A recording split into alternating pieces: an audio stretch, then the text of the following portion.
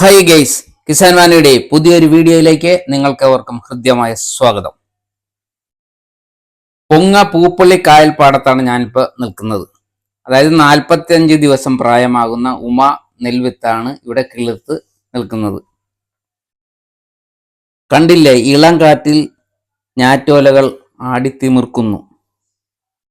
അത്യുൽപാദന ശേഷിയും രോഗപ്രതിരോധ ശേഷിയും തൂക്കവും ഏറ്റവും കൂടുതലുള്ള ഒരു ഇനമാണ് ഉമ, അതായത് MO16. കേരളത്തിൽ പൊതുവെ ഏറ്റവും കൂടുതൽ കൃഷി ചെയ്യുന്ന ഒരു ഇനം തന്നെയാണ് ഉമ.